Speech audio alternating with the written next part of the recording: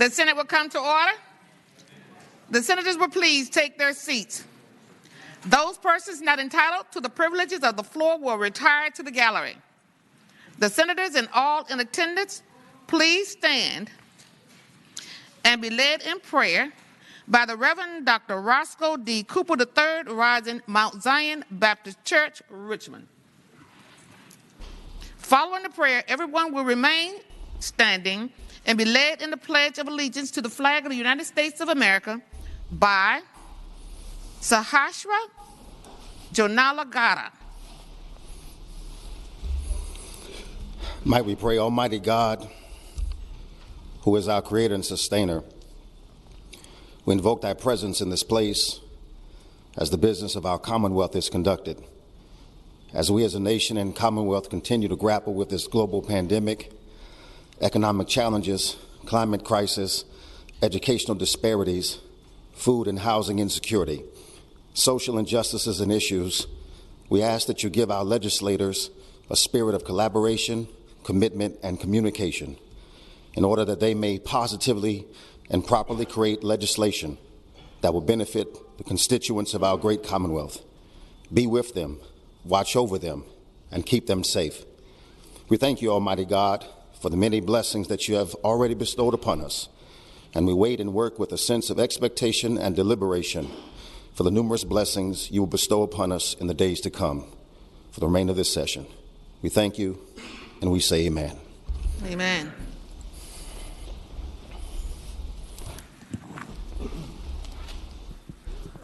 I pledge allegiance to the flag of the United States of America and to the republic for which it stands, one nation, under God, indivisible, with liberty and justice for all. Reverend, I have got to give you a gift, and thank you so much for coming. Please don't do that.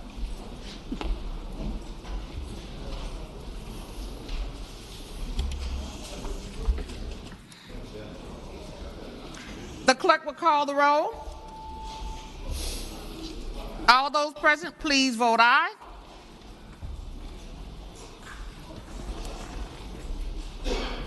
The clerk will close the roll. You have a quorum, Madam President.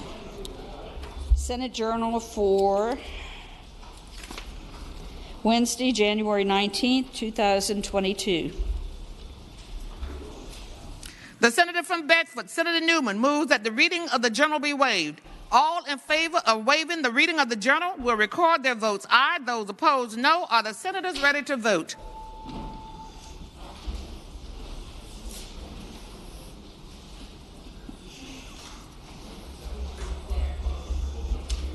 Have all senators voted? Do any senator desire to change their vote? The clerk will close the roll.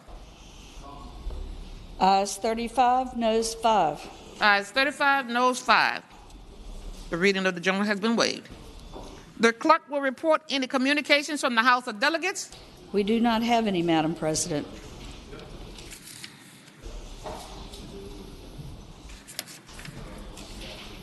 Now comes the time in the morning hour when we have the honor of welcoming our distinguished guest here with us in the Senate gallery.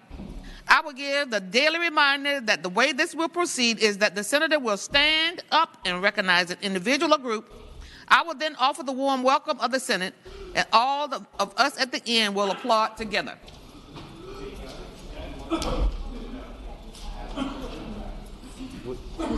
We need to stand at ease. We need to stand at ease. The Senate will stand at ease.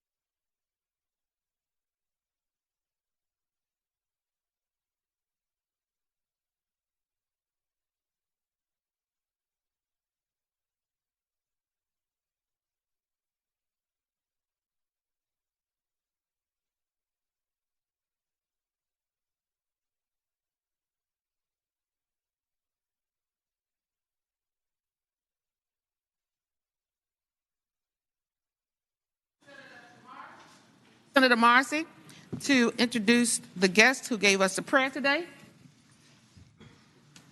Thank you, Madam President, and good morning, Madam President. Madam President, members of the State Senate, giving the prayer this morning was the Reverend Dr. Roscoe D. Cooper III.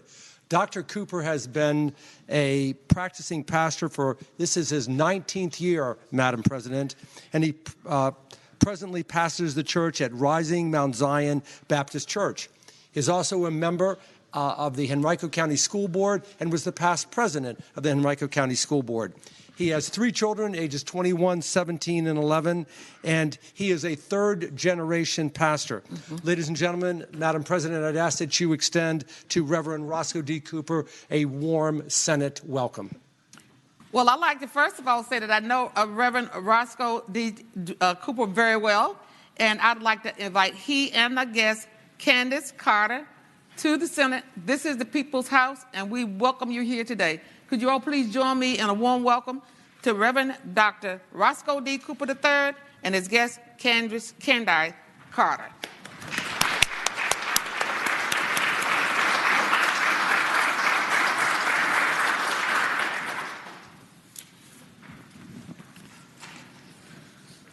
The chair recognizes the senior senator from Roanoke, Senator Edwards. Thank you, Madam President. I am the senior senator from Roanoke City and the only senator from Roanoke City. And thank you for recognizing me. I'd like to bring to your attention, Madam President, that there are a number of special guests in the gallery today representing the Virginia Sheriff's Association. Now, as we know, sheriffs are constitutional officers set forth in the Constitution of Virginia and are the only elected law enforcement officers of every locality.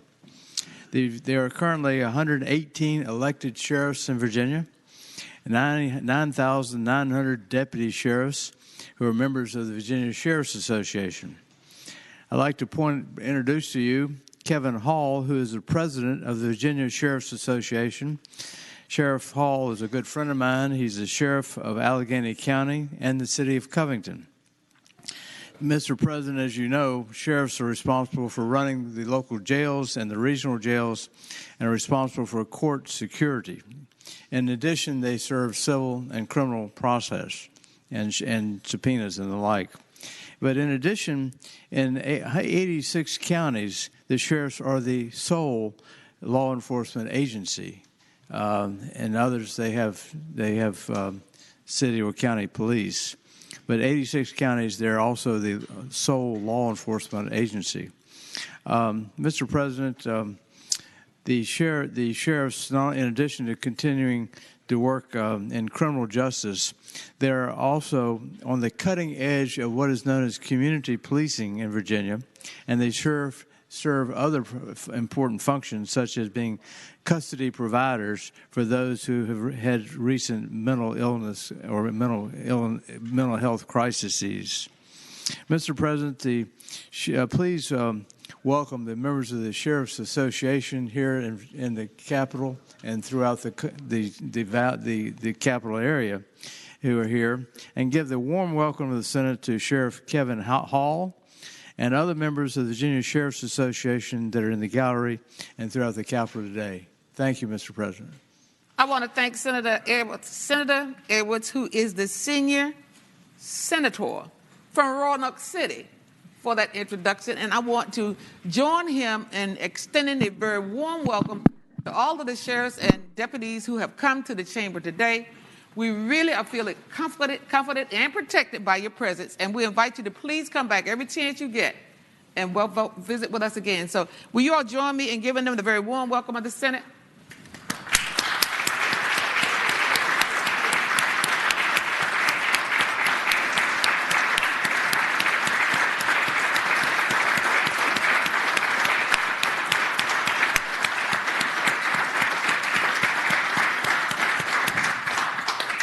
Thank you. The chair recognizes Senator Boysko for the introduction of guests. Thank you, Madam Chair. I rise for an introduction. The senator has the floor. Thank you, Madam Chair. Good morning or afternoon, ladies and gentlemen. Today, I would like to introduce you to three people who have beaten the odds and have worked hard to redeem themselves after many years in incarceration. Each of them were incarcerated as teenagers. They were given very long sentences. Now that they are in their mid-40s, they are shining examples of redemption and rehabilitation, and they are well deserving of the second chance that they've earned. Okay. First, I would like to introduce you to Anthony Gomez. He was sentenced to life in prison as a 17-year-old. He served 24 years and was the first juvenile offender to be released under the juvenile parole program that the Chamber passed in 2020. Guided by his mother's plea that he be good and make himself better so that one day he would not be seen as a bad person, he has maintained, while incarcerated, a spotless prison record and became a model inmate. He was encouraged to work in the law library, where he worked there for 14 years, and through his assistance of fellow prisoners, he met an attorney who employed him as a full-time paralegal since he has been released. He was also employed by our junior center from Richmond, and he continues to advocate for others who afford the opportunity at a second chance. The second person that I want to introduce you to is Angel de Jesus. He was also sentenced to life as a 17-year-old. He served 27 years after being pardoned last week by the governor. While he was incarcerated, Angel took every program offered at the DOC, and he also maintained a clean prison record. He was a model inmate and a mentor in the receiving unit, where he used his experience with all the new intakes and actively encouraged model behavior among inmates. He created a peer support system called Creating a Safer Environment, working to help people understand how to communicate better, to work together more collaboratively. And as his life begins as a productive citizen, Angel continues to advocate for others who have had the opportunity of being considered for a second chance, as he was graciously offered. Finally, I'm going to end with Sincere Born Allah. Sincere was sentenced to 45 years when he was 18, and he served for 24 years, just being pardoned last week as well. I'm going to tell you that I met Angel and Sincere earlier in the year. I went to Nottoway Correctional Facility, where I had the opportunity to sit down with them for almost 3 hours with another group of their cohort, and we talked a lot, and I am very impressed with him. Sincere also became a peer leader, not only in the established programs that were offered, but he also developed successful peer support programs, just like Angel did. He performed so well that the administrators at DOC asked him to facilitate with other inmates. He took advantage of every single program offered, like Angel and Anthony, and turned his life around. This is what we hope for in our Department of Corrections Center, and I'm so proud of him. His program was called Personal Growth, and he used the Socratic method, engaging in real-life scenarios to foster discussion about how inmates should think and react, to research resolutions without reverting to the behaviors responsible for their incarceration. And that program is still being used. Sincere intends to become a peer support and recovery specialist to help community members with substance abuse and mental health issues through his adaptation of his personal growth program. I'm so proud and happy to have them with us today. These are people that I have learned to get to know very well. And Madam Chair, I ask that you offer them a warm welcome of the Senate. Thank you, Senator Boysko, and I want to join in with you in welcoming your guest to the Senate Gallery today. These are the kind of things that we hope and pray for, that you will have an opportunity for a second chance at life, and that you will come out and be model citizens, and for that we are so very proud. So I just want the senators to join me in giving a warm welcome of the Senate to the guests who have been presented by Senator Boysko. Please rise. Let's give them the warm welcome.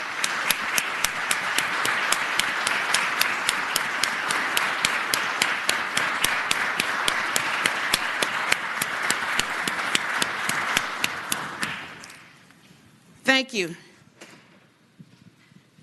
Sergeant at Arms. Madam President, a message from the House. Please receive it. The delegate from Pennsylvania, Delegate Adams. Thank you. Delegate Adams. Madam President, I've been directed by the Speaker of the House of Delegates to inform the Senate that pursuant to Rule 5 of HJR 21, the House of Delegates has postponed the special and continuing joint order relating to judicial elections until Monday, January 24, 2022. Thank you, Delegate Adams. The desk will receive it.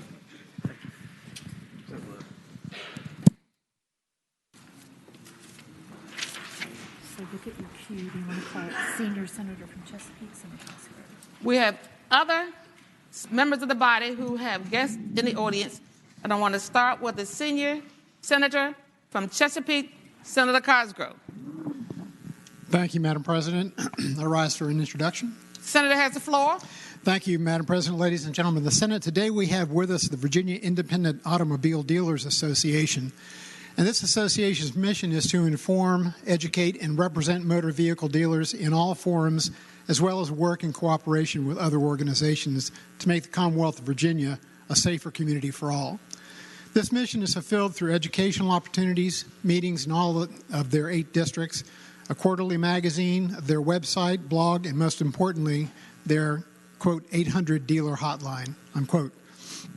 They are a 501c6 tax-exempt trade association affiliated with the National Independent Automobile Dealers Association and trace their beginning back to the mid-1940s to a group of Norfolk dealers who formed a local association for the purpose of fighting unfair laws and regulations. And Madam President, we're honored to have with us today Mr. Andrew Wiley, Craig Amerlung, Lynn Hooper, Lexa Lynn Hooper, Dale Fisher, Alvin Melendez, and Tommy Melendez. Madam President, I hope you will offer them the warm welcome of the Senate. Will the guests of Senator Cosgrove please rise? Thank you so much for coming to join us here in the Senate Gallery today. This is the People's House, and we welcome you today and hope that you will come back and visit with us again very soon. Could the senators please join me in giving them the very warm welcome of the Senate?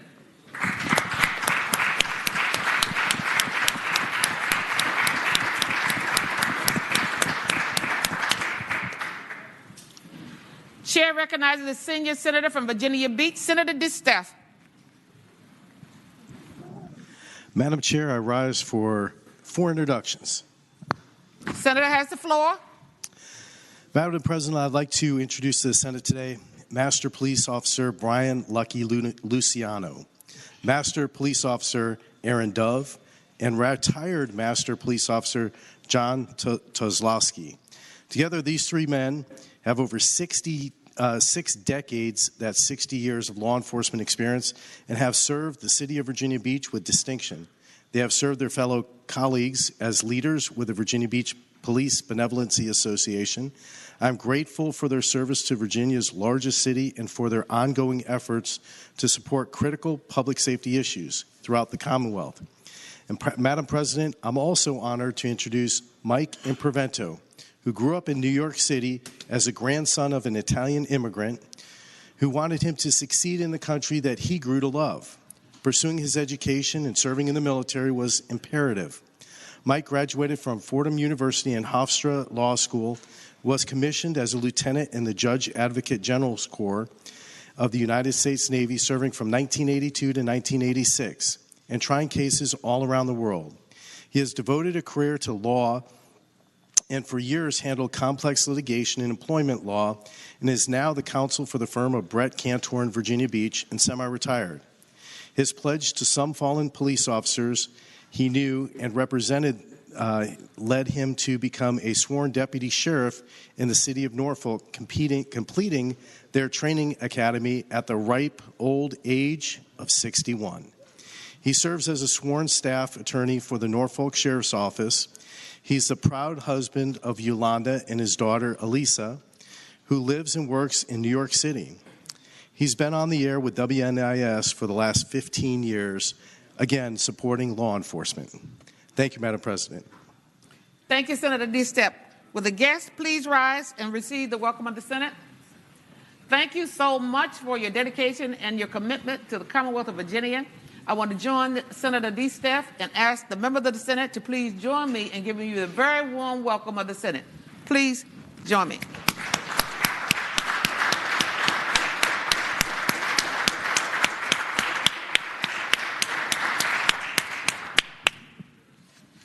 Chair recognizes the senator from Fairfax City, Senator Peterson. Thank you, Madam President. I rise for a request. Madam President, ladies and gentlemen, I had an issue come up in the Courts Committee yesterday, and I would like to submit a bill, and I'm obviously past the drafting request deadline. The purpose of the legislation would be to vest original jurisdiction with the Virginia Supreme Court in appeals of preliminary injunctions, which is how it was until December 31st of last year. So I would ask that that be submitted as a separate bill, and I request unanimous consent. Ask him if he's asking for consent to draft. Are you asking for consent, Senator Peterson, to draft the bill? Unanimous consent to submit the draft, yes. Yes. He doesn't need that. You won't need it. You don't need Oh, even to submit the draft? it. He needs unanimous consent. To submit it, you need draft unanimous consent, but not draft it. Okay, so, all right, so I guess I'm asking for unanimous consent to submit it. Do you have it? Do you have it? I have it? You do? Oh, I got to have it ready? Okay, well, I'll come back tomorrow then. Okay, thanks. There is some confusion with this language. There was, several years ago, you had to ask for permission to draft the bill, and that has come out again in another agency. Okay. But we don't do that any longer. So if anyone thinks they have to have permission to have a bill drafted, you do not have to have permission to have the bill drafted, just to have it introduced. You listen now? All right. Arigato. Okay, thank you. Thank you, Madam Clerk, for that clarification, and thank you, Senator Peterson.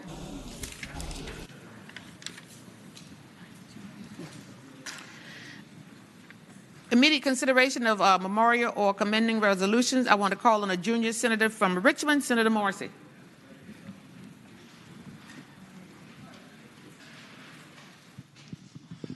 Good morning, Madam President. Good morning. Madam President, I rise for the purpose of a motion. Senator has the floor. I move that the rules be suspended and that SJR 54 on page 17 of the calendar be taken up for immediate consideration. The question is, shall the rules be suspended and SJR 54 be taken up for immediate consideration? All in favor of the motion will record their votes aye. Those opposed, no. Are the senators ready to vote?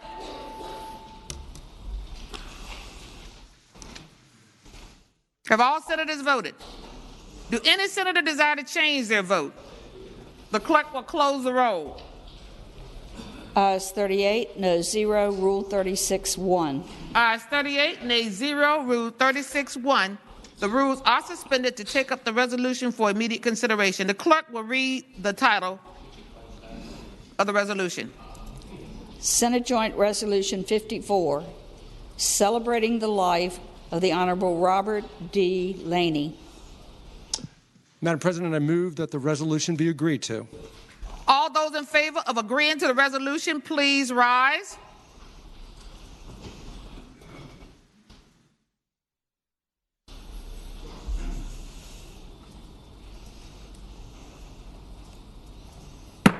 The resolution is agreed to.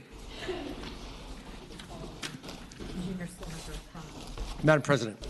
Junior senators from Richmond.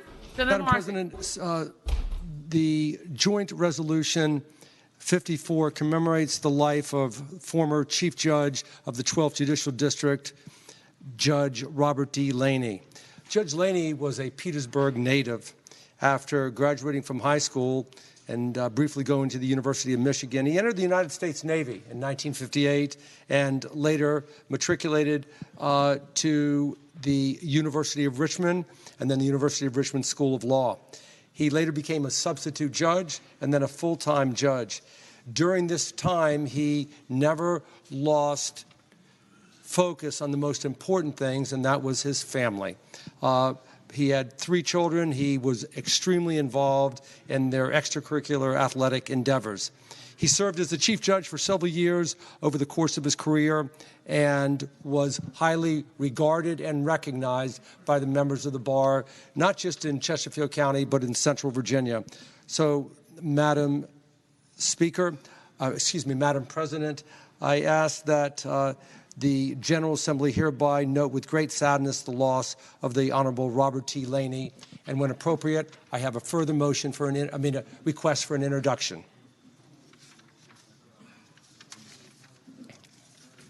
Do any other senator wish to be recognized at this point?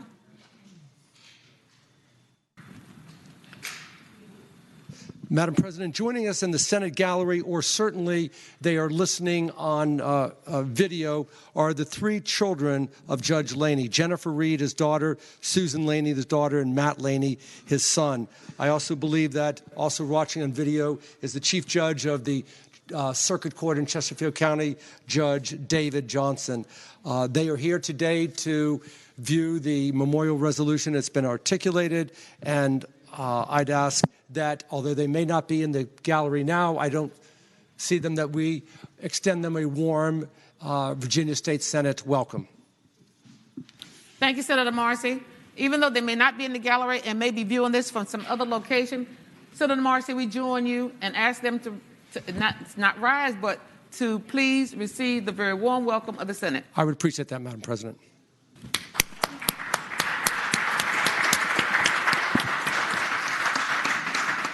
Is there any other business to come before the morning hour? The senior senator from Roanoke City, Senator Edwards. Mr. President, members of the Senate. Sister?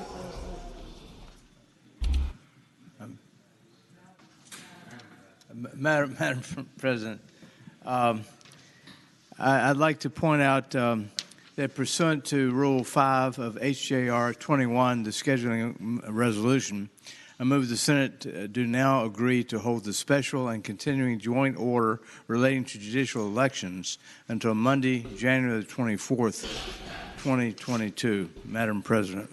Thank you, Senator Edwards, the senior senator from Roanoke City. The question is pursuant to Rule 5 of HJR 21, the scheduling resolution. Shall the Senate agree to hold a special and continuing order, joint order, relating to judicial elections until Monday, January 24, 2022? All in favor of will record their votes aye. Those opposed, no. Are the senators ready to vote? Have all senators voted? Do any senator desire to change their vote? The clerk will close the roll. Ayes 39, noes 0. Ayes 39, no 0. The Senate has agreed to hold a special and continuing joint order on Monday, January 24th, 2022.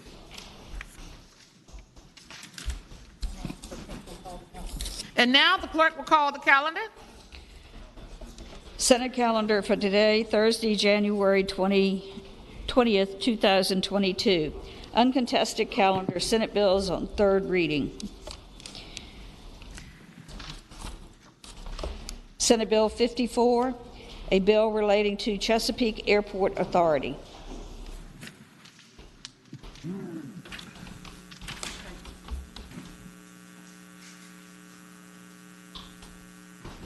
Calling on the senior senator from Chesapeake, Senator Cosgrove. Thank you, Madam President. Move the passage of the bill. The question is, shall Senate Bill 54 be passed? All in favor of that motion, please vote aye.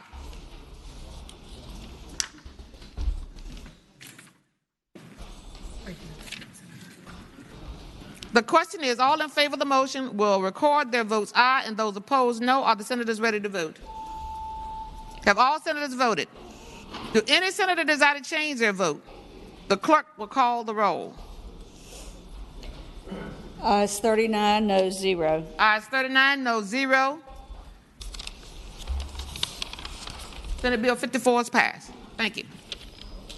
Senate Bill 172, a bill relating to county boards of supervisors' salaries. The chair recognizes the senator from Lynchburg, Senator Peake. Thank you, Madam President. I ask that the bill pass. The question is, shall Senate Bill 172 pass? All in favor, please vote aye. Those opposed, no. Are the senators ready to vote? Have all senators voted? Do any senator desire to change their votes?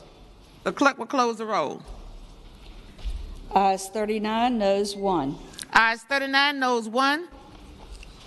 The bill passes. Regular calendar, Senate bills on third reading.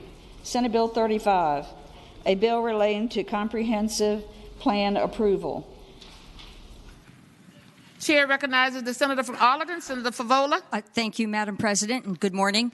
I move that Senate Bill 35 pass, and speaking to that motion. Senator has the floor. Thank you, Madam President. What this bill does is it inserts a phrase that would allow the County Board of Supervisors or the decision-making body in a county to extend the time by which they would adopt a comprehensive plan amendment to as a longer time that is agreed to by the applicant. And that's what this bill does. It was intended to help the applicant secure perhaps a positive decision by the county board. So this was negotiated with the many developers as well as with the Loudoun County Board. And it was the Loudoun County Board that asked for this bill.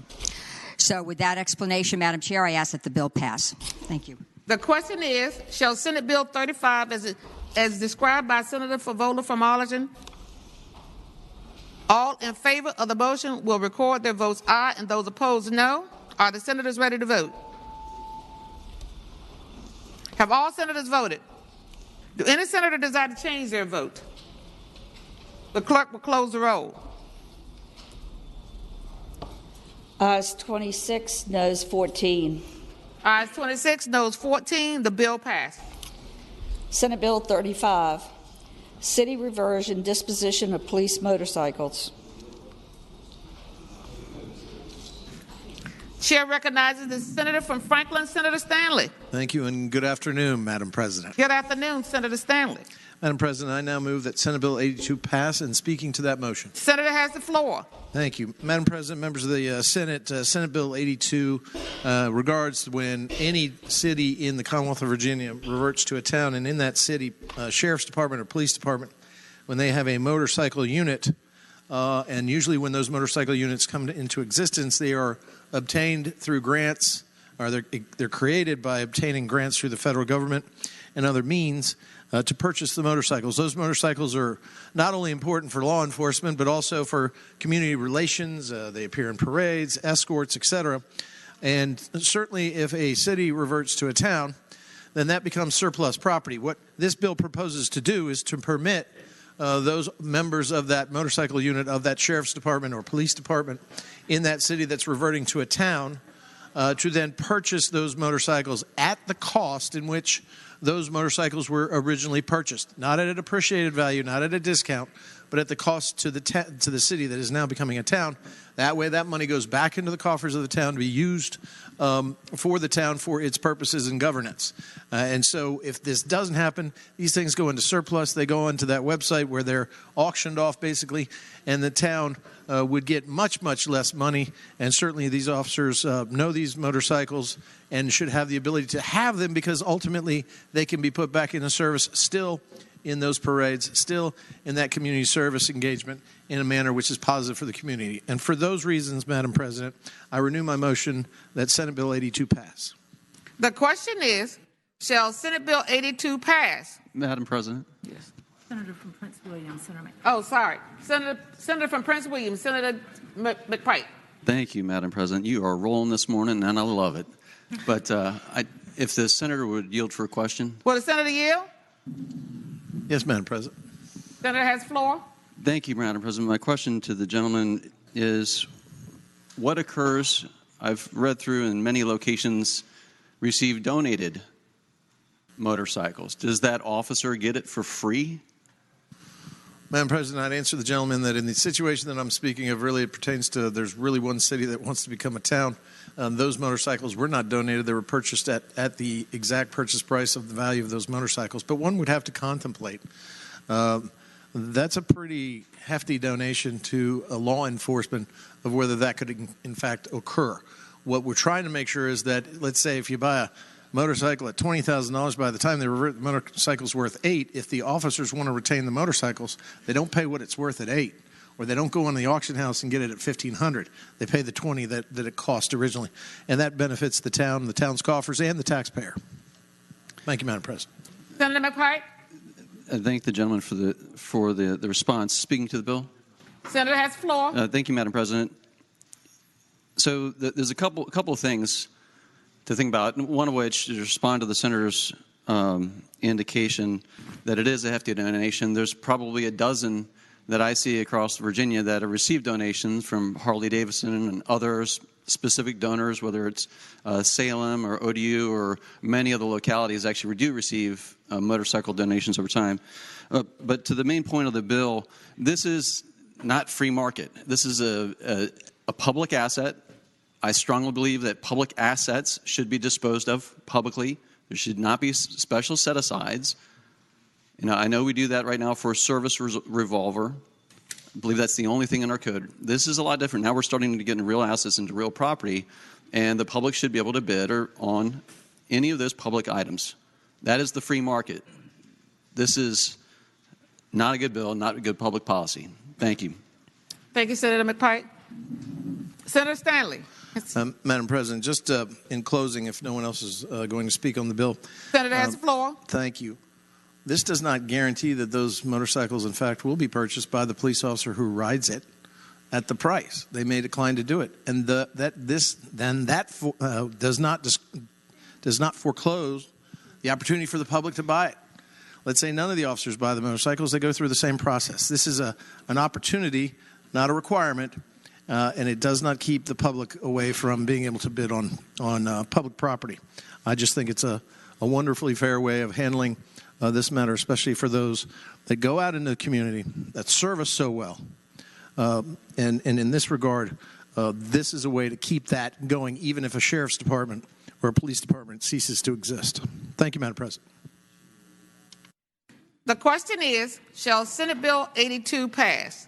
All in favor of the motion will record their votes aye. Those opposed, no. All senators ready to vote. Have all senators voted? Does any senator desire to change their vote? The clerk will close the roll. Ayes 36, noes 4. Ayes 36, noes 4. The bill passed. Senate Bill 109, offenders under 21 years of age, parole. Chair recognizes the junior senator from Richmond City, Senator Morrissey. Thank you, Madam President. Madam President, I move for passage of Senate Bill 109 and speaking to that motion. Senator has the floor. Ladies and gentlemen of the body, you will remember SB 109 because it is identical in almost all respect to Senate Bill 103, which was Senator from Fairfax, Senator Marsden's bill last year that allowed individuals who were sentenced as juveniles and who have served 20 years to be eligible for parole. Indeed, this morning we just saw 3 beneficiaries of that bill. This bill is the exact same bill, except it changes the word juvenile from juvenile to youthful offender, thus allowing somebody who was sentenced at age 20 or under to be able to avail themselves of the same law that allowed those 3 men to be released and go on to lead productive lives. This bill is not a free pass for inmates, does not say they will automatically be released. It simply says that a youthful offender who has served 20 years is eligible for parole. So with that, Madam President, I renew my motion that SB 109 passes. You've heard the motion. The question is, shall Senate Bill 109 pass? All in favor of the motion will record their votes aye. Those opposed, no. Are the senators ready to vote? Have all senators voted? Do any senator desire to change their votes? The clerk will close the roll. Ayes 19, noes 21. Ayes 19, noes 21. The bill does not pass. Senate Bill 286, Historic Districts Property Survey. The chair recognizes the senator from Alexandria, Senator Eben. Thank you, Madam President. I move the bill pass and speaking to that motion. Senator has the floor. Thank you. This bill has been trimmed down with yesterday's floor amendment to affect only Planning District 8. This bill would allow a locality that has established a local historic district to require that a survey of property lines be completed prior to a land purchase within the historic district. It's permissive, and it only applies to localities in the planning district that requested the legislation.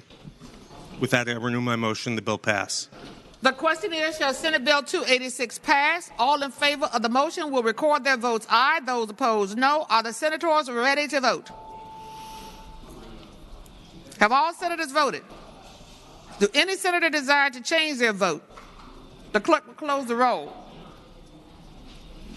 Ayes 27, noes 12. Ayes 27, noes 12. The bill passed. Senate Bill 294, Bath County Fee for Solid Waste Disposal. Chair recognizes the senator from Bath, Senator Deeds. Madam President, I move that the bill pass. I'd like to speak to that motion. Senator has the floor. Yes, ma'am. This bill was requested by the Bath County Board of Supervisors. It simply adds Bath County to a long list of localities that have that the governing body will have the ability to enact an ordinance imposing a solid waste fee after they hold a public hearing. Again, I ask that the bill pass. Madam President. The senator from Hanover, Senator McDougal. Thank you, Madam President. Will the senator yield for a question? Will the senator yield for a question? Yes, I will. Senator Thank you, Madam President. Madam President, I'd like to ask the senator, did I read this to indicate that Bath County could not impose a fee that was greater than the actual cost of the waste disposal? Madam President, I would say that is absolutely correct, that Bath County cannot impose a fee higher than the actual cost, and they can only do that after they have a public hearing and enact an ordinance. I thank the senator. The question is, shall Senate... Is there someone? King George. Okay, the senator from King George, Senator Stewart. Thank you, Madam President. Rise to speak to the bill. Senator has the floor. Thank you, Madam President. Madam President, members of the body, I respect the gentleman from Bath who brings this bill, but this is really bad policy, and I'll tell you why. Particularly in rural Virginia, if you charge residents to take their trash to the dump, they won't. And you see it in the ditches and alongside the roads and in the woods and everywhere else and in gullies. It's just that simple. The residents pay taxes to include some sort of trash services. Now, you folks from areas where you have a truck come and pick up your trash, that's wonderful, and you pay for it. I get that, but you pay for the service of that truck picking up your trash at your driveway. Those of us who live in rural Virginia have to go to the dump. And it's hard enough. Sometimes you'll have one convenience station or two convenience stations. But along the way, the litter is unbelievable. And I've always been a strong believer that charging residents a fee to take their trash to the dump contributes to the litter along the highways and everywhere else. You know, as a kid spending a lot of time in the woods hunting, I can't tell you how many times I'd be wandering through an area, squirrel hunting or whatever, and you come upon this really pretty gully, and it's full of trash. It's full of people's household items. It's full of their trash or whatever. And that's what they do. If you make it hard for them to dump, they're not going to take it to the landfill. So I hope, you know, there are 3 localities on this bill as I see it that allow this. I hope we don't grow this list anymore, and we ought to send a message to localities that you've got to provide this service for your citizens. Chair, would the gentleman yield for a question? Will the gentleman yield? Yes, ma'am. Which of these 3 localities are you counting? Accomack, Augusta, Buckingham, Floyd, Highland, Pittsylvania, Russell, and Wise. Which of those do not count? I apologize. I missaw it.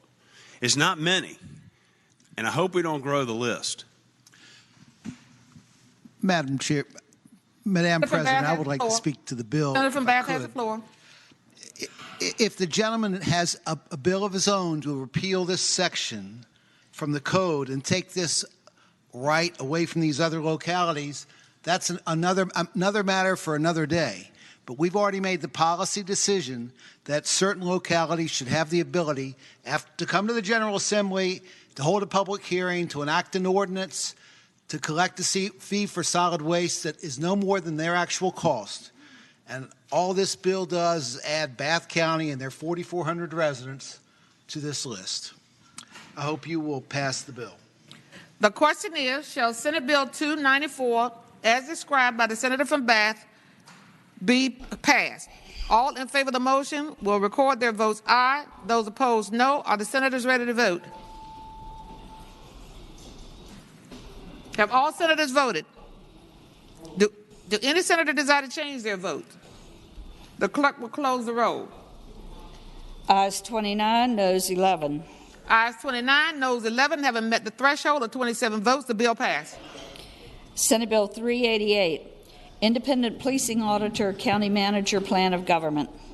Chair recognizes the senator from Arlington, Senator Favola. Thank you, Madam President.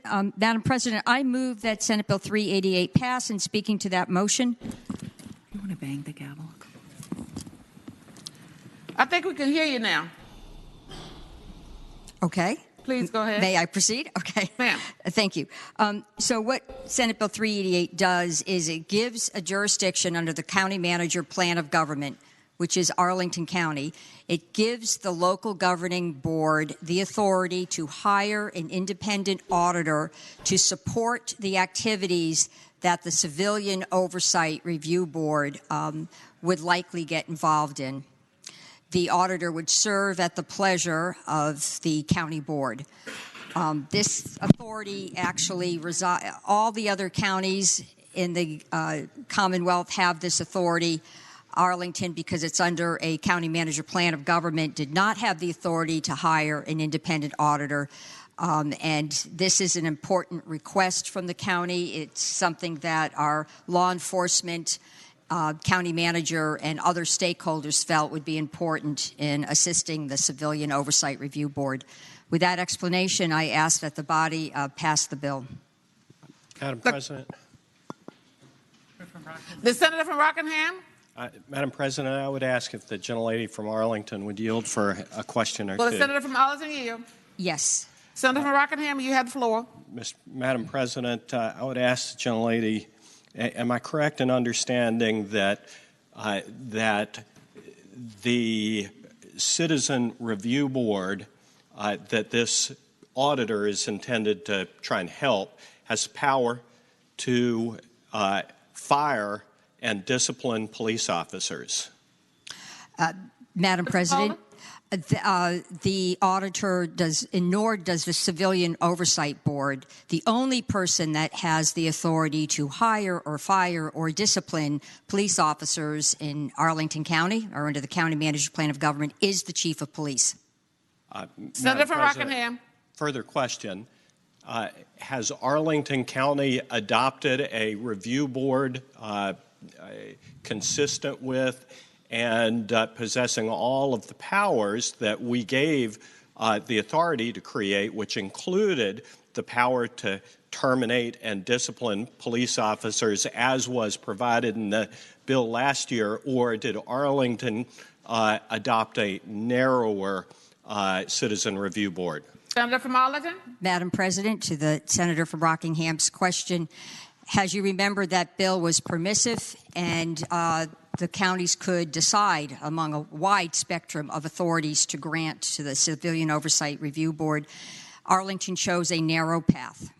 So, Madam President, further question. Senator from Rockingham, you have the floor. So if Arlington were to revise the authority consistent with the authority we granted last year, they could empower their citizen review panel with the power to terminate and discipline police officers, correct?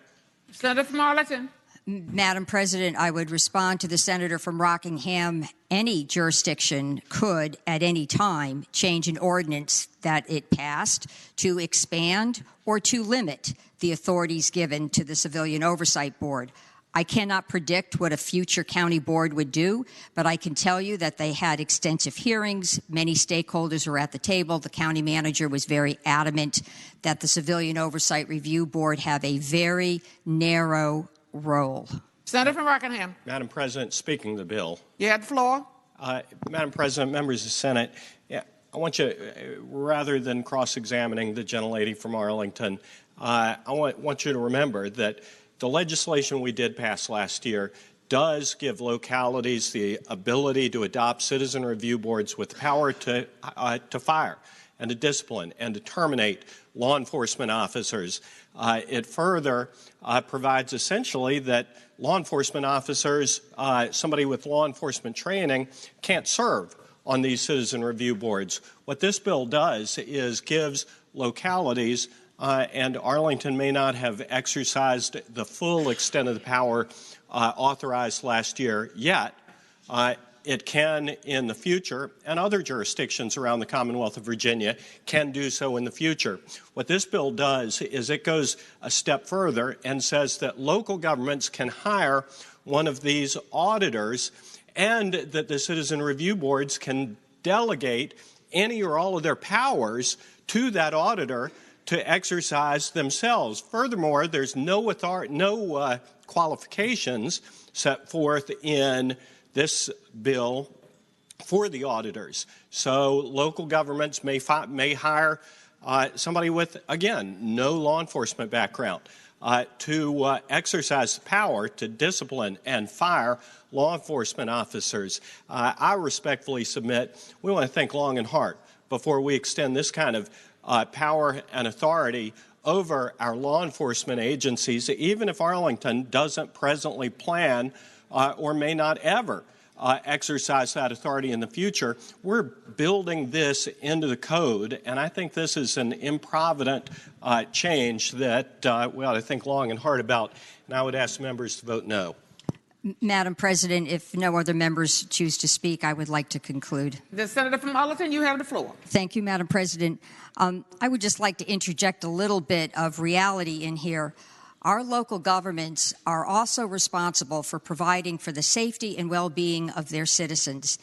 They will balance the wishes of their police chief and their police force. They cannot afford to have large numbers of police officers resign. They cannot afford to have low morale in their police departments. They are trying to balance very carefully, the need to keep their police officers well-trained, motivated, and willing to do the job against the need to have a little bit more transparency and input from the citizens that they are protecting and serving. So this is a tool that every jurisdiction has right now. Arlington would be able to hire this auditor today if they weren't under the county manager plan of government. So Arlington is not asking for any additional authority that doesn't already exist for every other jurisdiction in the Commonwealth. So having said that, Madam President, I again renew my request that we pass this bill. The question is, shall Senate Bill 388 pass? All in favor of the motion will record their votes aye. Those opposed, no. Are the senators ready to vote? Have all senators voted? Do any senators desire to change their votes? The clerk will close the roll. Ayes 21, noes 19. Ayes 21, noes 19. The bill passed. Chair recognizes the senator from Fairfax County. Madam Clerk. Uncontested calendar, Senate bills on second reading. Chair recognizes the senator from Fairfax County, Senator Saslaw.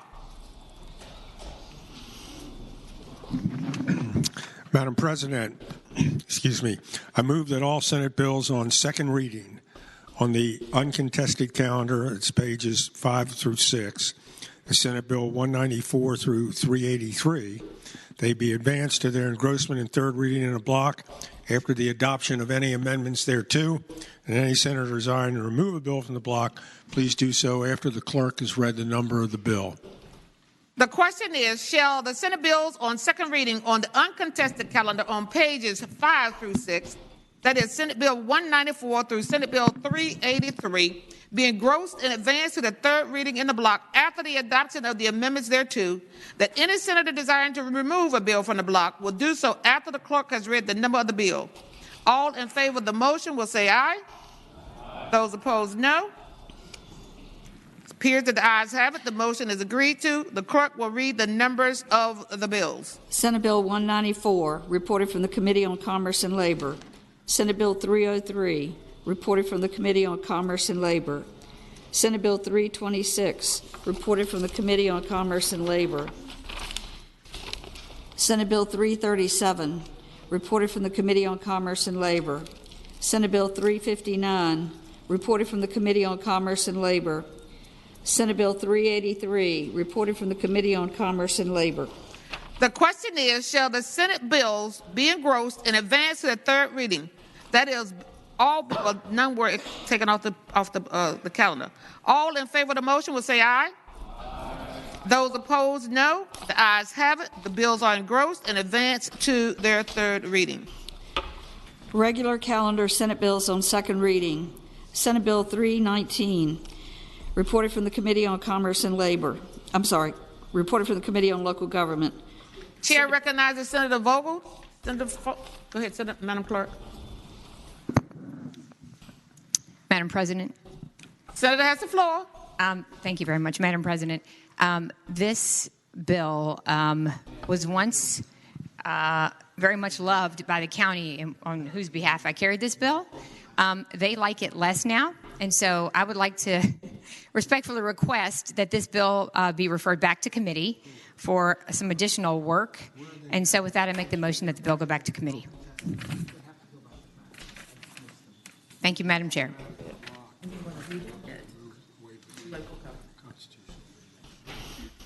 Okay, the question is, shall the bill be recommitted to the Committee on Local Government? The question is, shall the bill be recommitted? All in favor of the motion will say aye. Those opposed, no. The ayes have it. The bill will be recommitted to the Committee on Local Government. Senate Bill 42, a bill relating to health insurance wellness programs, COVID-19 vaccine. Reported from the Committee on Commerce and Labor with a substitute. Chair recognizes Senator Morrison, the senator from Western Fairfax. Thank you, Madam Chair. I move that the committee substitute be agreed to. The question is, shall the committee substitute be agreed to? All in favor, please say aye. Those opposed, no. Senator from Western Fairfax, Senator Marston, you have the floor. Thank you, Madam President. I now move that the bill be engrossed and passed to its third reading. The question is, shall the bill be engrossed and passed to its third reading? All in favor of the motion will record their votes aye. Those opposed, no. Are the senators ready to vote? Oh, voice vote. I'm sorry. Will all senators vote aye or nay? Aye. Nays have the same right? The ayes have it. The bill is engrossed and advanced to its third reading. Uncontested calendar, Senate bills on first reading. Senator recognizes the senator from Fairfax, Senator Saslaw. Madam President, I move that all Senate bills on first reading on the uncontested calendars, it's pages 7 through 12, SB 25 through 472, that the rules be suspended and the first constitutional reading of the titles be dispensed with. Madam President. The senator from Bath, Senator I move that Senate Bill 21 be removed from the block, please. It's got to go back to finance. On page 11. Without objection, the bill will be removed from the block. Senior Senator from Fairfax, Senator Saslaw. I would now move that those said bills the remaining bills be passed by for the day. The question is, shall the... We need to vote to dispense with the constitutional reading. Oh, that's right. We need to move to dispense with the constitutional reading. The question is, shall the rule be suspended in the first reading of the titles of the Senate bills on the uncontested and regular calendars that is pages 7 through 12, and that's Senate Bill 25 through Senate Bill 472, be dispensed with. All in favor of that motion will record their votes aye. Those opposed, no. Are the senators ready to vote? Have all senators voted? Do any senator decide to change their vote? The clerk will close the roll. Ayes 40, noes 0. Ayes 40, no 0. The reading of the titles is dispensed with. Now I move that those said bills go by for the day.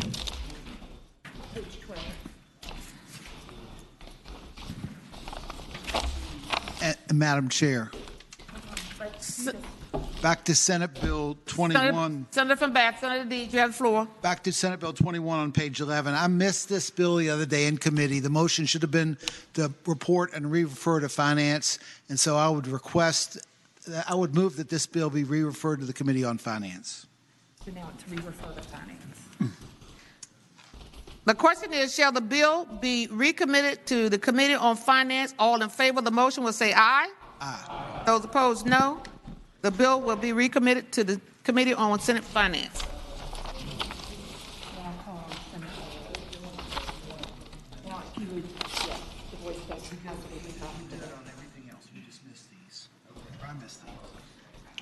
The question is, shall the Senate bills on the uncontested and regular calendar now on second reading be passed by for the day? All in favor of that motion will say aye, and those opposed, no. The ayes do have it. The bills will go by for the day. Senator from Fairfax, Senator Saslaw. Madam President, I move that all Senate joint resolutions on the first reading on the uncontested or regular calendars, pages 12 through 14, SJR 1 through SJR 40, that the rules be suspended and the first constitutional reading of the titles be dispensed with. All in favor of the motion? Madam Chair. Senator from Bath. For similar reasons, I'd ask that SJR 1 on page 12 and SJR 5 on page 13 be pulled from the block. Those bills will be removed from the block without objection. Thank you. The Senator from Fairfax, Senator Saslaw.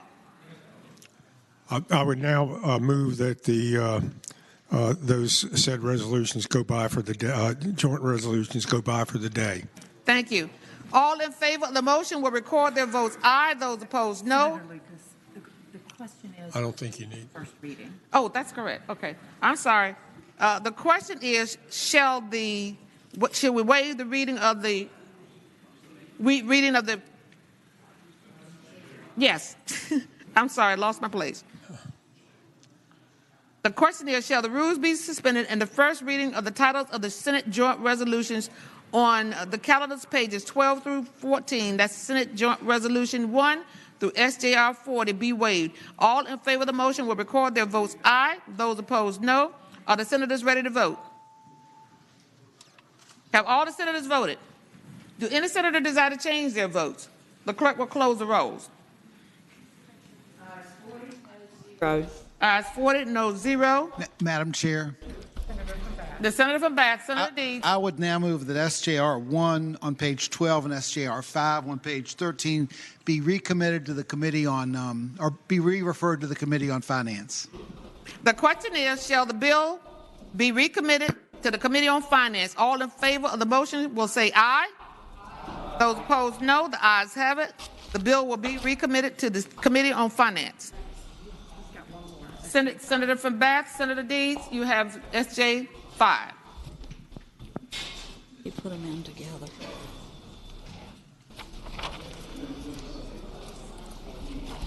He did them together.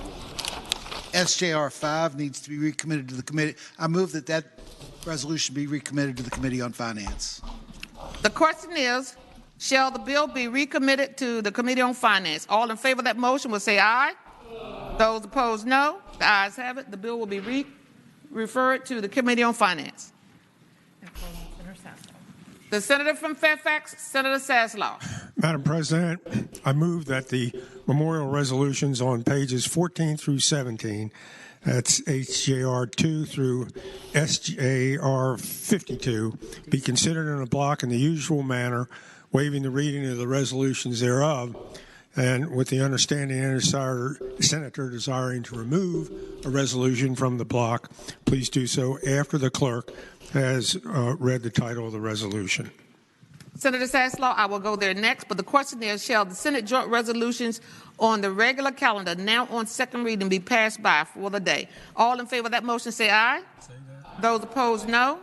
Ayes have it. They go by for the day. Now, Senator Saslaw, to respond to your second motion, the question is, shall the memorial resolutions on page 14 through 17, that's HJR through SJR 52, be considered in the block in the usual manner, waiving the reading of the resolutions thereof, with the understanding that any senator desiring to remove a resolution from the block will do so after the clerk has read the title of the resolution.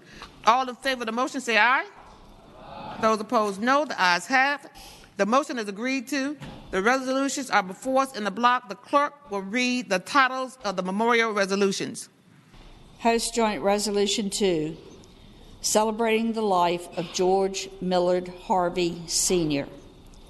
House Joint Resolution 8, celebrating the life of James Anthony Sisk. House Joint Resolution 12, celebrating the life of William Lee Allen, Sr. House Joint Resolution 13, celebrating the life of Peggy Gray Williams. House Joint Resolution 14, celebrating the life of Madison Taylor Wessels.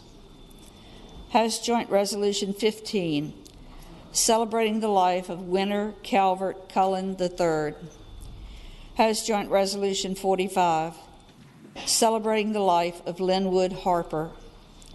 House Joint Resolution 46, celebrating the life of Robert Edward Isaac. House Joint Resolution 47, celebrating the life of Stephen C. Gardner. House Joint Resolution 48, celebrating the life of Joseph Toney Jr. House Joint Resolution 49, celebrating the life of Keith Allen Compton. House Joint Resolution 50, celebrating the life of Kenneth Gene Fannin. House Joint Resolution 95, celebrating the life of Paul Allen Duncan. Senate Joint Resolution 21, celebrating the life of the Honorable William Taylor Murphy, Jr. Chair recognizes the senator from King George. Thank you, Madam President. Could Senate Joint Resolution 21 come out of the block? Without objection, the resolution will come out of the block. Senate Joint Resolution 28, celebrating the life of Hattie Ann Thomas Lucas. Senate Joint Resolution 29, celebrating the life of Ruth Anna Jensen. Senate Joint Resolution 30, celebrating the life of Robert Saunders Williams. Senate Joint Resolution 31, celebrating the life of Terry W. Glass. Senate Joint Resolution 41, celebrating the life of John Mackenzie Gunn, Jr. Senate Joint Resolution 43, celebrating the life of Gerald Glenn Poindexter. Senate Joint Resolution 45, celebrating the life of Commander Brian Michael Bourget, United States Navy. Madam President. The senior senator from Chesapeake, Senator Cosgrove. Thank you, Madam President. Can Senate Joint Resolution 45 come out of the block? The bill is out of the block. Senate Joint Resolution 46, celebrating the life of the Honorable Thomas Anthony Forecourt. Senate Joint Resolution 48, celebrating the life of Staff Sergeant John Joseph Nichols, United States Army, retired. Senate Joint Resolution 49,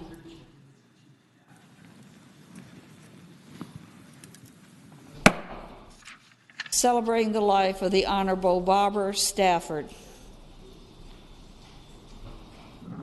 Madam President, can that come out of the block?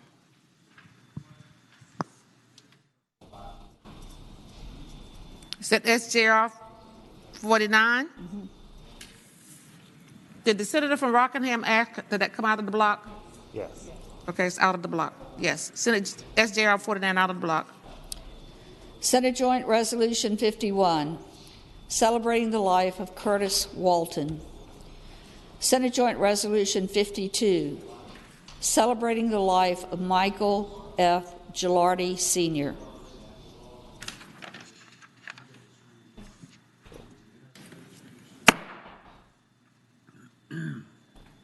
Madam Clerk. That's it. So now the question is. Now the question is, the resolutions will be agreed to in the usual manner. All those in favor of agreeing to the memorial resolutions, please rise.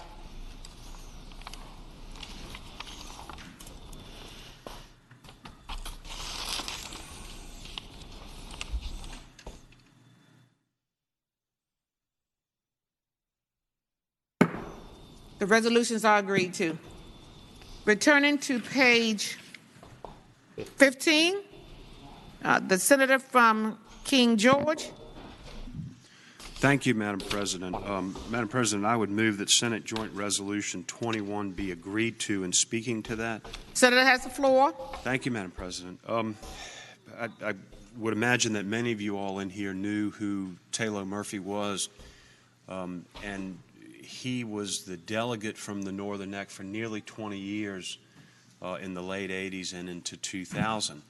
I never had the opportunity to serve with him here, yet I knew him all of my life, from the time I was a child until the time he died this past year. And I will tell you that he was an extraordinary person. He represented the Northern Neck, which is a relatively conservative area, although they really don't care about your politics. They care more about the person there.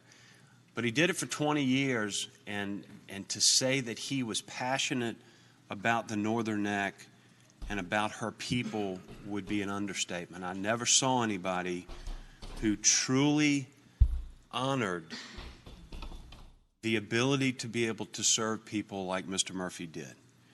It was an absolute honor to him to represent the Neck and the people, and everything I ever saw him do, he always put those people first. Truly a statesman. He was honorable. He had integrity. You know, he was a guy I supported in my youth and helped him put up signs. I don't know if I'm supposed to say that or not.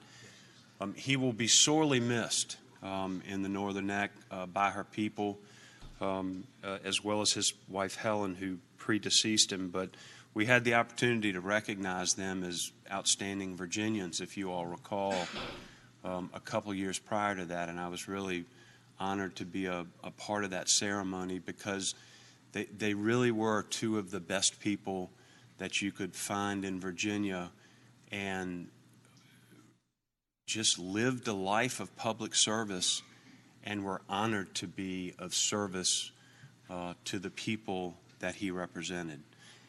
Thank you, Madam President.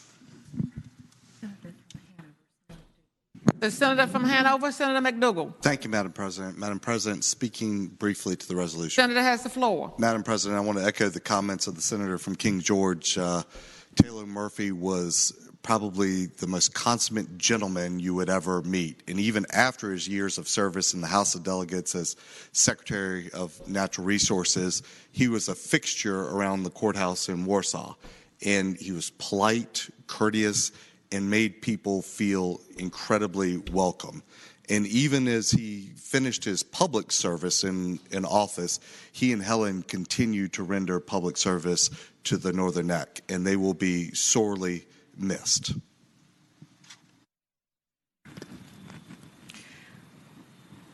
The resolution will be agreed to in the usual manner. All those in favor of agreeing to the memorial resolution, please rise.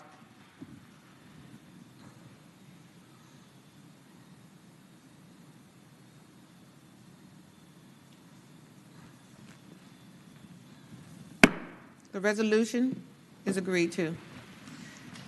I'd now like to call on the senior senator from Chesapeake, Senator Cosgrove. Thank you, Madam President. I know we don't normally recognize just about everybody in commending resolutions or memorial resolutions, but sometimes some people stand out. and Navy Commander Brian Michael Bourgeois, Commander SEAL Team 8, 20-year active duty naval officer, was killed in a training accident here in Virginia. Brian was my constituent.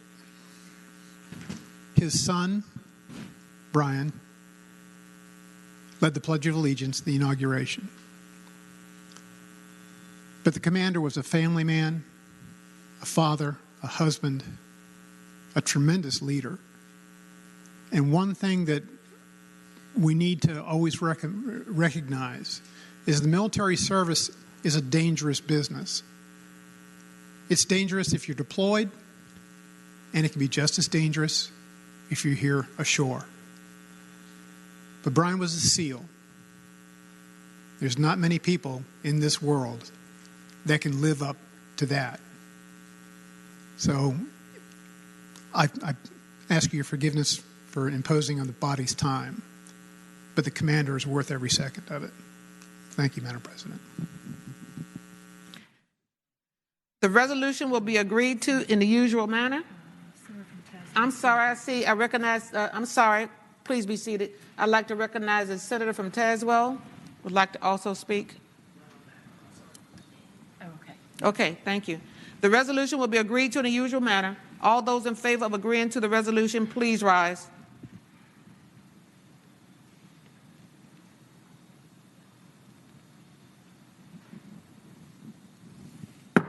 The resolution is agreed to. Chair recognizes the Senator from Tazewell, Senator Hackworth. Thank you, Madam President. I would like to move for the passage of SJR 49, celebrating the life of the Honorable Barbara Stafford. I'd like to yield my time to the Senator from Rockingham to speak on that. The Senator recognizes the Senator from Rockingham. Senator. Madam President, members of the Senate, I rise to speak in favor of adoption of Senate Resolution number 49. I rise not because Barbara Stafford lived in my district, but because she was a friend. When I was in college at Virginia Tech way back in the 1980s, I got to know Barbara and her husband and her wonderful family. Her husband, Jeff, was a member of the House Delegates. While I was in college, our house on Main Street in Blacksburg was kind of the informal campaign headquarters for Jeff and Barbara when Jeff was running for Congress back in, I guess it was 1984. In the 9th Congressional District. Jeff and Barbara were beloved in Southwest Virginia community. Jeff served long in the House of Delegates. Jeff succumbed to cancer while he was serving. His wife Barbara succeeded him in the House, won a special election, and served for a brief time of service in the House Delegates. Barbara then returned to Pearisburg, where she was very active in her community. She was elected to the town council in Pearisburg, served as mayor down there.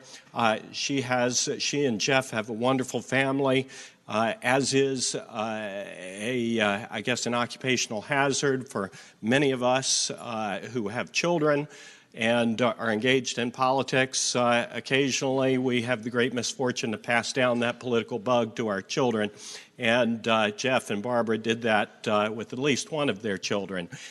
They're a wonderful family. They are greatly missed, and I would ask that this resolution be agreed to. The resolution will... The Senator from Roanoke County, Senator Suderline. Thank you, Madam President. Just speaking briefly of the resolution. Senator has the floor. Thank you, Madam President.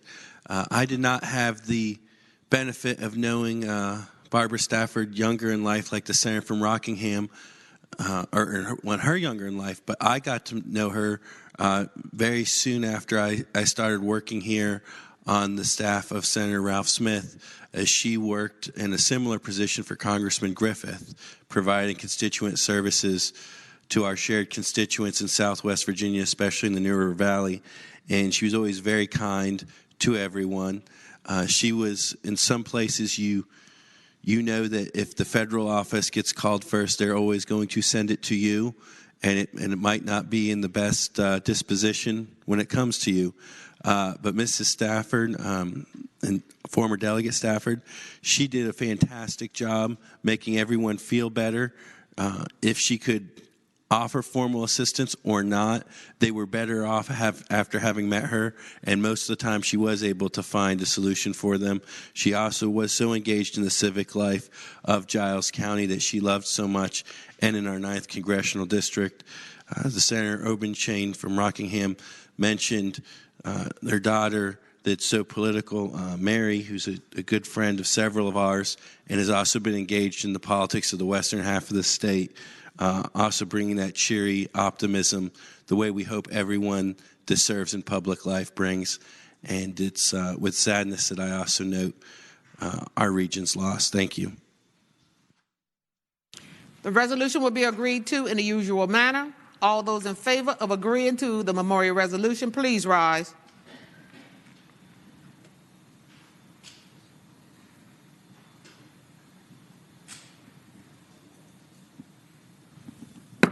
The resolution is agreed to.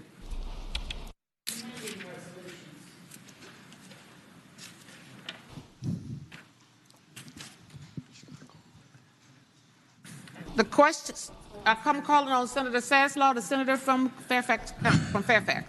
Madam President, I move that the commending resolutions on pages 17 through 20, HJR 1 through SJR 58, be considered in a block by voice vote, waiving the reading of the resolutions with the understanding that any senator desiring to have a resolution removed from the block will do so after the clerk has read the number of the resolution. The question is, shall the commending resolutions on pages 17 through 20, that is HJR 1 through SJR 58, be considered in the block by voice vote, waiving the reading of the resolution with the understanding that any senator desiring a resolution be removed from the block will do so after the clerk has read the number of the resolution. All in favor of that motion, please say aye. Noes have the same right. The ayes have it. The motion is agreed to. The resolutions are before us in a block. The clerk will read the number of the resolutions. House Joint Resolutions 1, 10, 20, 35, 36, 37, 38, 39, 40, 41, 42, 43, 67, 68, 69, 89, 90, 91, 92, 93, 94, 97, 98, Senate Joint Resolution 6, 9, 38, Madam Chair. 44. Madam President, Chair recognizes the senator from Chesapeake, Senator Sproul. could you pull SJR 44 out of the block, please? SJR 44 will be, without objection, will be removed from the block. And Madam Chair, Senator, would you yes. kindly pull SJR 38 from the block, please? Without objection, the resolution will be removed from the block. 55, 56, 58.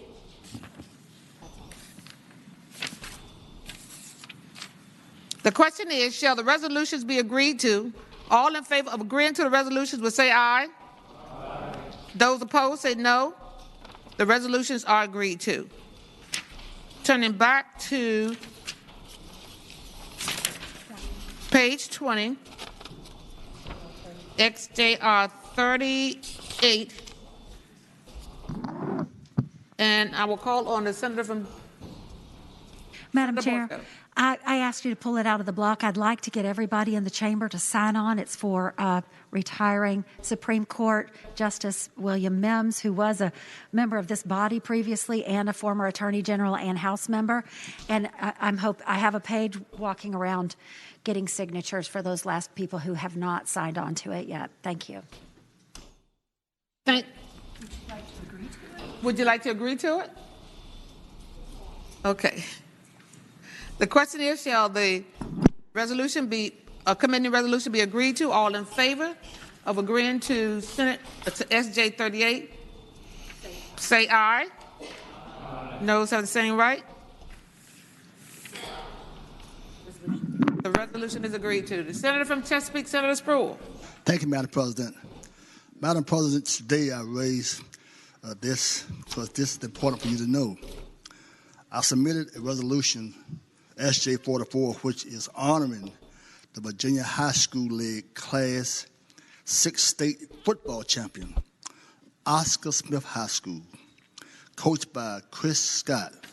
The Oscar Smith Tigers won their second consecutive state championship on December 11, 2021 at Old Dominion University, SB Ballard Stadium, and defeated James Madison High School 42-17. The Tigers went on to the championship game, averaging 52.4 points per game. They defeated every Virginia team by an average of 38 points and a score total of 671 points during the season, while only allowing 112. Senator John Cosgrove, my friend, who shared this district with me, and I would like to acknowledge the hard work and dedication of this team, and I am sure you will see many of these young men with very successful post the high school career. Madam Chair, please agree to this resolution. Thank you. The question is, shall the resolution that was just spoken to by the senator from Northern Chesapeake be agreed to? All in favor of agreeing to the resolution will say aye. Aye. Noes have the same right. The resolution is agreed to.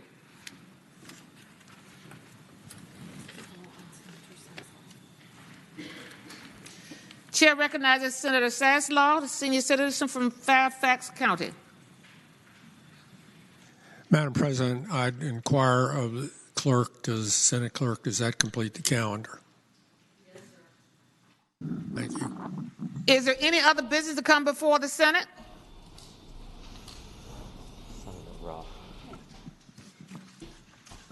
Madam President. Chair recognizes the senator from Mecklenburg, Senator Ross. I'd like to announce that the Rural Caucus will be meeting tonight at this afternoon at 5 o'clock, and we have a special guest, the Honorable Karen Merrick, the Secretary of Commerce and Trade, and the Honorable Matt Lohr, Secretary of Agriculture and Forestry. I ask you to please join us. Thank you. Chair recognizes the senator from Fairfax City, Senator Peterson. Thank you, Madam President. I rise to speak on a point of personal privilege. Senator has the floor. Madam President, ladies and gentlemen of the Senate, I wish to disclose myself as being an equal opportunity critic of government by executive order. I was a critic over the past couple of years, and I'm a critic today. And I say that in reference to the number of executive orders that have come out of the third floor over the past week. Now, without going through them one by one, I will simply say that government by executive fiat is inconsistent with the democracy and the tradition of democracy that we have in Virginia.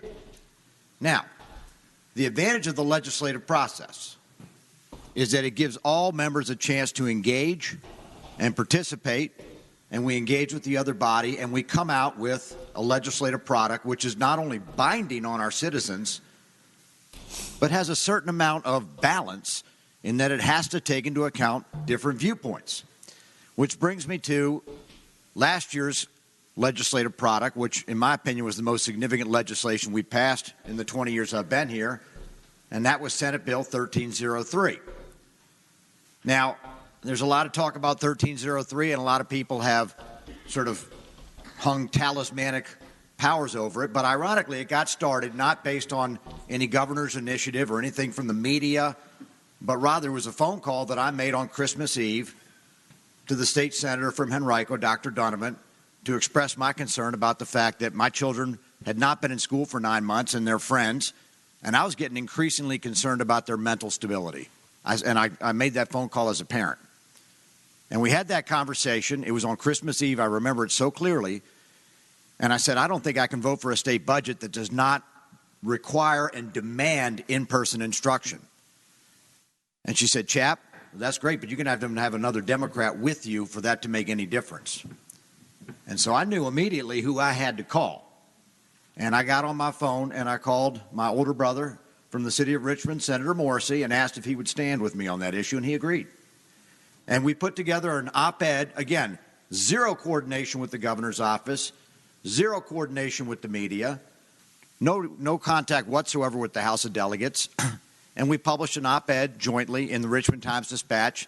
And then on the first day of session, we had a press conference announcing our intentions in front of the Science Museum. Now, I remember that press conference because people were intentionally walking out of the camera to not be associated with us. It was not a very popular position to take in early January of 2021 when vaccines were not widely distributed and people were dying of COVID every day. And I understood that. I understood it was not popular. That's why I believed we needed to go forward.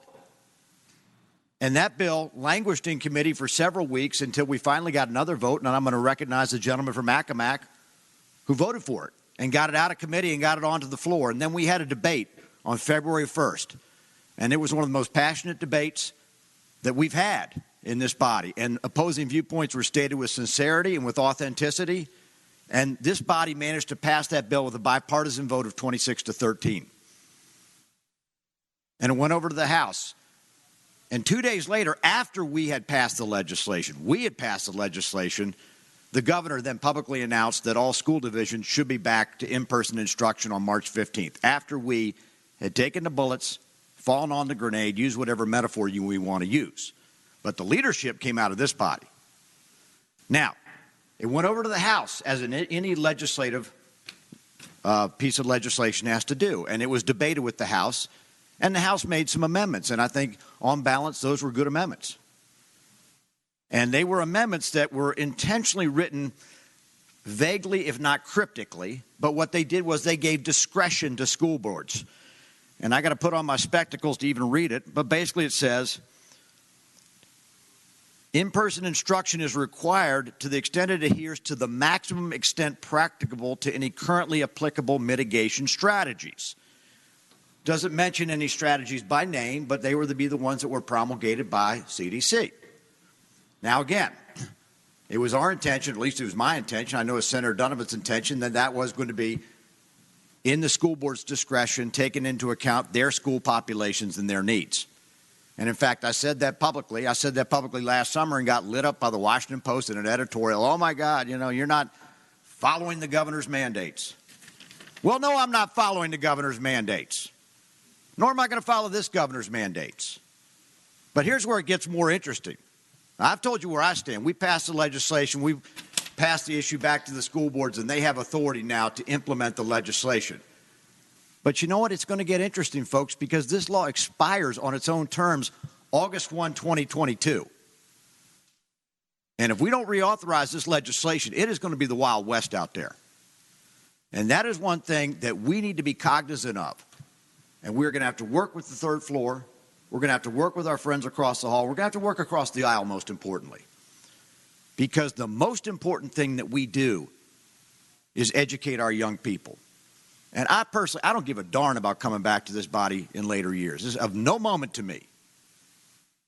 But if I can't look my children in the face and know, or the children in my neighborhood in the face and know that I've done everything I could to make their life fulfilling, to give them a chance to succeed, to allow them to go to school and have fun, and to be little kids, then what's the point in being here? It's not about driving a license plate with a number on it, please.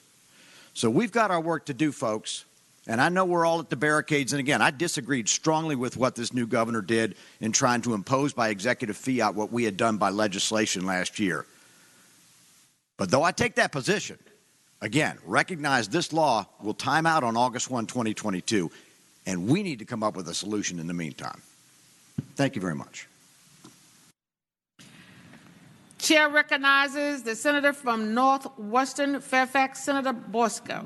Thank you, Madam Chair.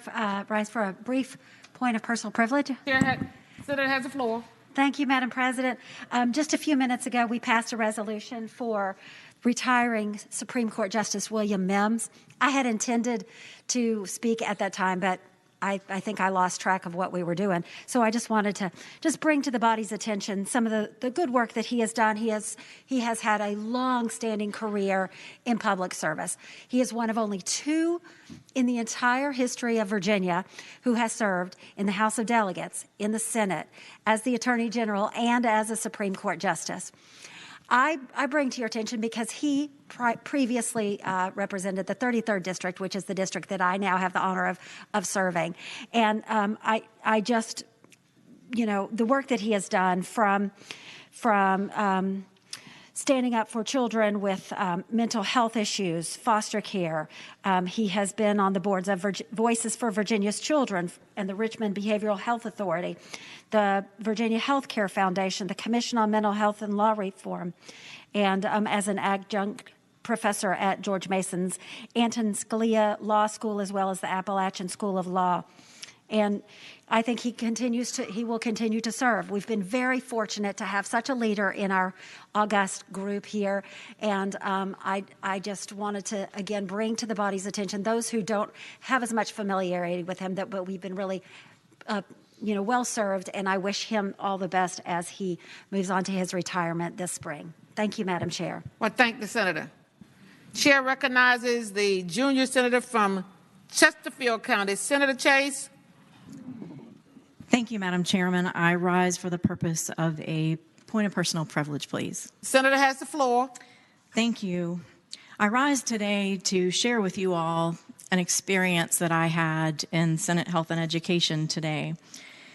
Many times we have bills that our constituents are very passionate about, and that happened to me today as I was presenting Senate Bill 73, which would allow our doctors to be doctors. It would allow them to prescribe ivermectin and COVID to treat COVID. And we had multiple speakers. We had doctors. We had pharmacists. The room was packed. The thing that was disappointing to me, and quite honestly, Madam Chairman, is I was embarrassed. I was embarrassed at the way these people who have never been to the Capitol before were treated, and they didn't understand that there was going to be a total of 5 minutes to speak for all 50 of the guests to speak. And I'm going to take responsibility for that because I should know that we have a total of 5 minutes on that committee. But I was disappointed because I really wanted each of those speakers. We had experts that we had flown in from New Hampshire, and I really feel that this is an opportunity to provide an alternative treatment. But there is good news here. After that committee, I was able to have a conversation with the chairwoman of that committee, and I want to thank her for that because we had a great conversation, and we're going to bring this bill, a similar bill, up next week. And I just want to encourage those who came and spoke in favor of those bills to come back. They are welcome here at the Capitol. We understand that we work for the people, and we need to listen to the people. We had experts there today, and they're going to get a second chance to be listened to. And I thank the chairwoman of that Committee of Health and Education for providing them that opportunity. Thank you. And they will still have 5 minutes. The chair recognizes the senator from Roanoke County, Senator Suderline. Thank you, Madam President. A brief announcement. Senator has the floor. Thank you, Madam President.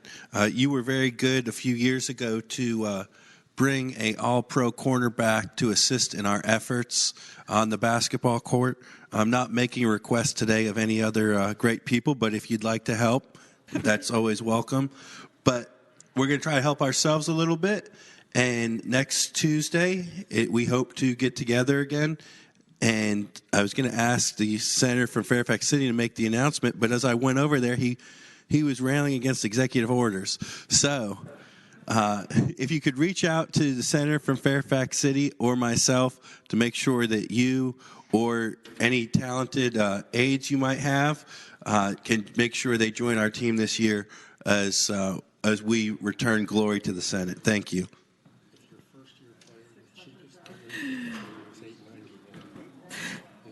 The senator.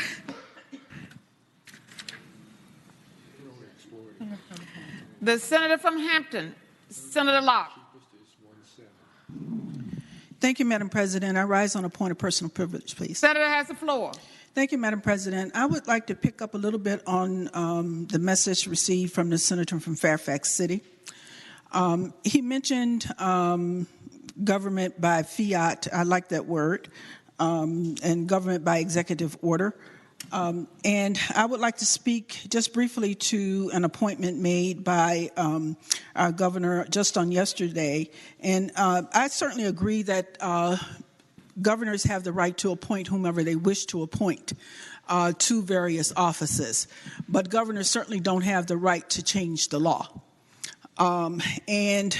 Last year in session, a bill was passed that put into code the Office of Diversity, Equity, and Inclusion. That is the name of the position, which has since been changed to Diversity, Opportunity, and Inclusion Officer. But let me repeat, it has been put into law that the office is that of Diversity, Equity, and Inclusion.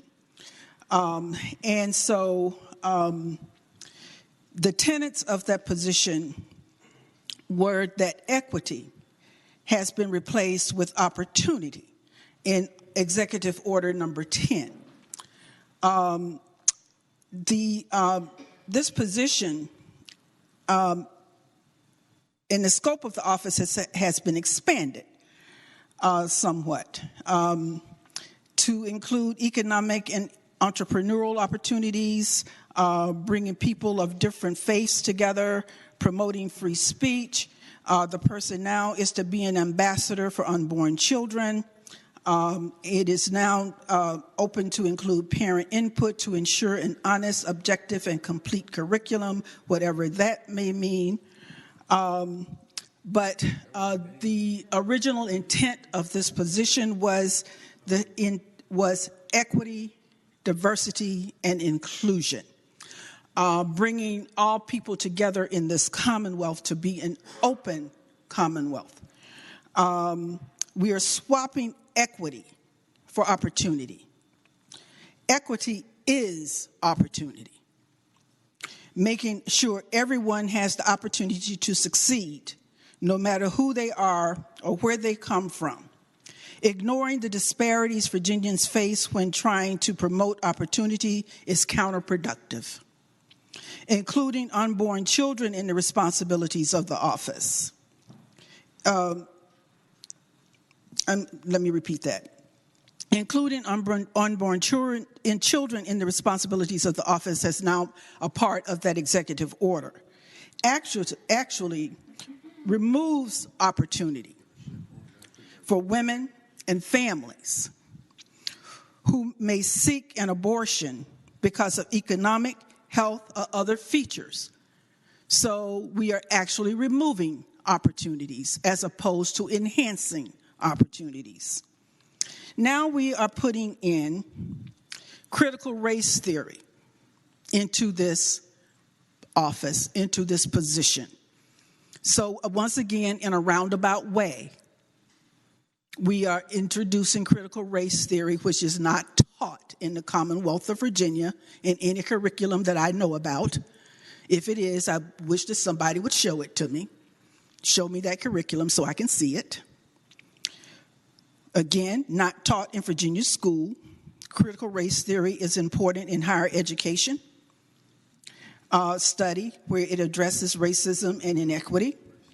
Teaching our children about the history of race helps us face and reckon with racism and prejudice, and will create a more aware, emotionally intelligent, and socially respectful next generation. If that is not what we want, then please tell me, what is it that we want? Do we want to teach the truth about history in this Commonwealth? Obviously not. If we keep using critical race theory as the red herring, which is probably what this office is now going to do, since it's now opportunity as opposed to equity. Thank you, Madam Chair.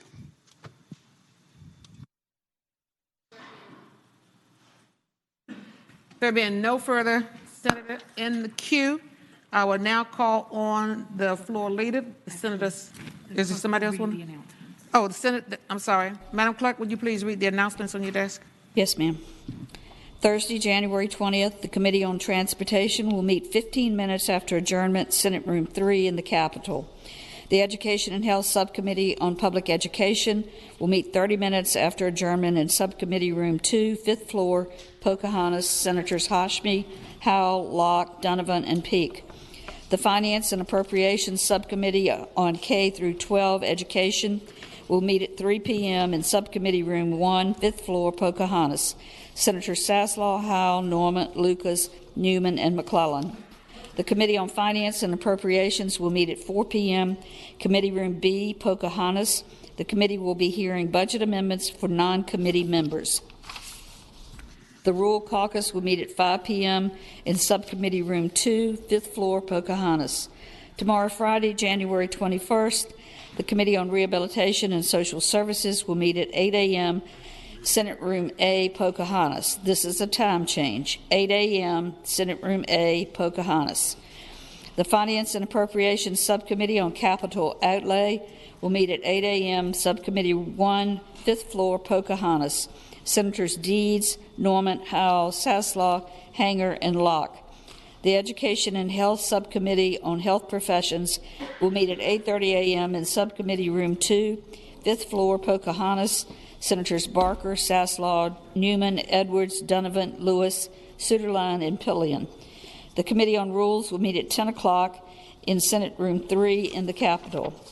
The Democratic Caucus will meet 1/2 hour before session in Senate Room 1 in the Capitol, and the Republican Caucus will meet 1/2 hour before session in Senate Room 2 in the Capitol.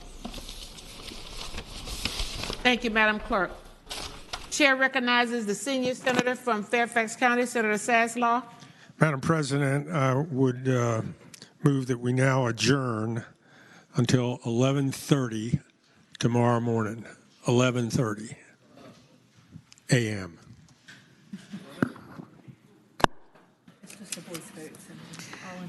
All in favor? Say aye. Those opposed, no. The ayes have it. The Senate is adjourned.